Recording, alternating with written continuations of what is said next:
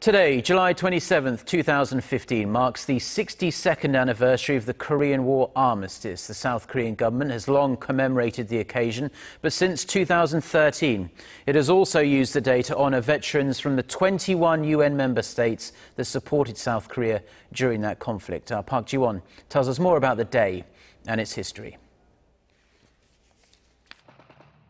The more than 3 years of bloodshed that began with the Communist Northwest invasion of the Democratic South on June 25, 1950, officially ended with the signing of the Korean War Armistice Agreement on July 27, 1953.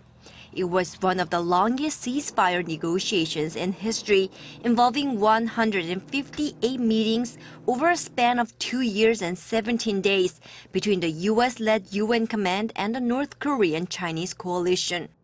The first round of negotiations was held in Kaesong in July 1951, but the talks were later moved to Panmunjom, near the present-day border between the two Koreas.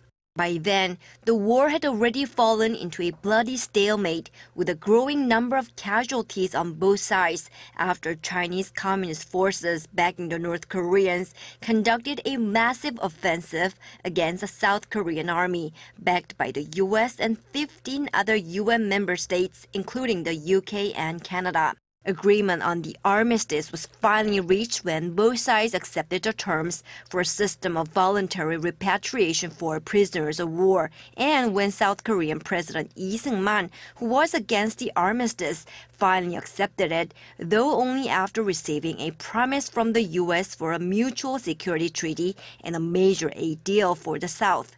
With the signing in July 1953, all military actions were immediately halted, ending the war that had killed and wounded roughly 3 million civilians and soldiers on all sides.